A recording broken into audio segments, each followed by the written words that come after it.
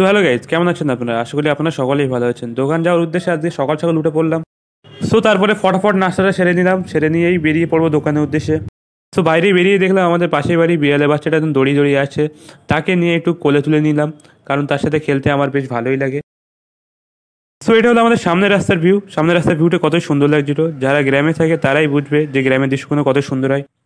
So দুপুর টাইমে একটু এসেছিলাম বাগানের দিকে এসে দেখলাম দাদারা মাছেদের খাবার দিচ্ছে। তো মাছেদের খাওয়ার দৃশ্যগুলো বেশ ভালোই লাগছিল দেখতে, তাই একটু ভিডিও করে নিলাম। সো তারপরেই এসেছিলাম সর্ষে বাগানের দিকে। সর্ষে বাগানের ভিউটা ছিল আজকে জাস্ট অসাধারণ, জাস্ট লুকিং লাইক আ ওয়াও। একবার পিছনে ভিউটা দেখুন গাইস, কতটা সুন্দর লাগে। সো সর্ষে বাগানের পুরো ভিডিওটা নেওয়ার চেষ্টা করলাম, কতটা সুন্দর লাগছিল দেখুন। সর্ষে ফুল হয়ে থাকলে মাঠটা বেশ ভালোই লাগে দেখতে। এমনি মাঠটা সাধারণ লাগে, কিন্তু সর্ষে ফুল অনেকটাই সুন্দর লাগে। সো বাড়ি এসেই দেখলাম মা বিরিয়ানি খুলছে। বিরিয়ানি দেখেই তো আমার খিদেটা আরও বেড়ে গেল, কারণ বিরিয়ানি আমার হচ্ছে সব থেকে প্রিয় জিনিস।